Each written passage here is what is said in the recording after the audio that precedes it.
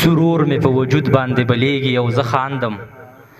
په ځان پسې لاسونه ته په وم چې ډیوه مړه شي وجود رانه د شپې چېرته ورکېږي او زه خاندم په ځان پسې لاسونه ته په وم چې ډیوه مړه شي وجود رانه د شپې چېرته ورکېږي او زه خاندم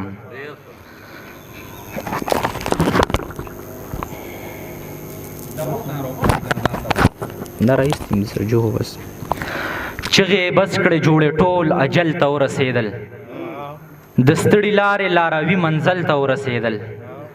چغې بس کړې جوړې ټول اجل ته ورسېدل د ستړي لارې لاروي منزل ته ورسېدل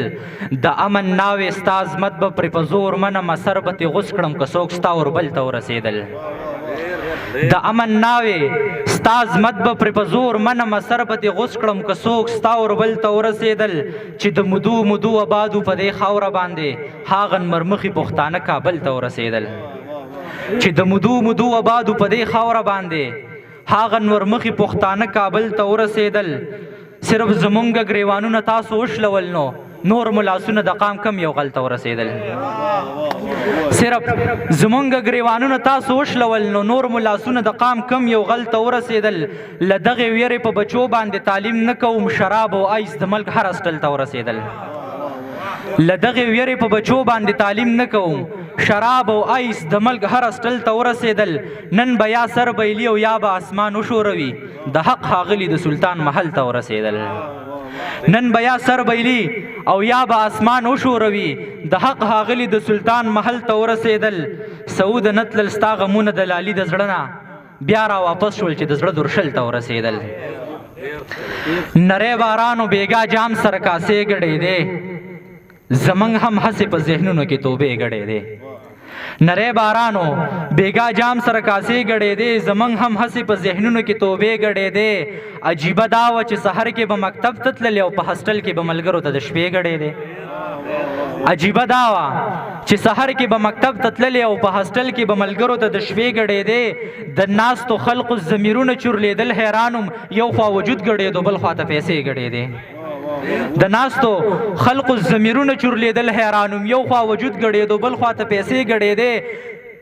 زه په مندر کې په سجده وم په ځان نه یریدم ته په جومات کې یو لاس کې تسبیح ګډېدې زه په مندر کې په سجده وم په ځان نه یریدم ته په جومات کې وی او لاس کې تسبیح ګډېدې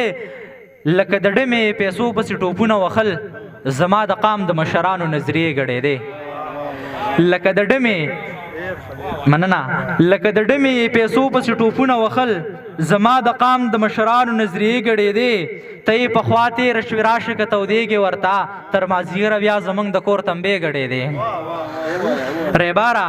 څه زیری دې راوړو راته وایه شابه چې په ټوپونو را روان شوې او تر دې ګډېدې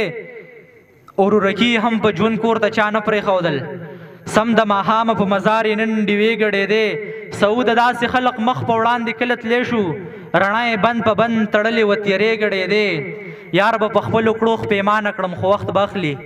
چې زه غلط وم دا هر څه به لالی قبول کي یو د دولت زور یو بل د ظالم پلار څپېړې وړه ماشومه د 40 کالو سړی قبول کي یو د دولت زور یو بل د ماشوم پلار څپېړې وړه ماشومه د 40 کالو سړی قبول کړي وجنې به مې ما د تنهایۍ عذاب لیدلی دی ما خو د کافرې خاموشۍ عذاب لیدلی دی مور چې د دشمن هم مړه شي اوښکې مې له سترګو ځي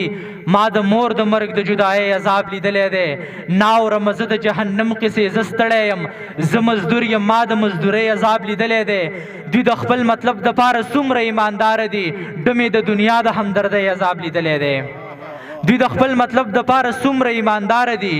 ډمې د دنیا د همدردۍ عذاب لیدلی دی سعود که عمرۍ کې د 40 کالو سړی ښکارم ما په ماشومتوب کې د ځوانۍ عذاب لیدلی دی ډېره مننه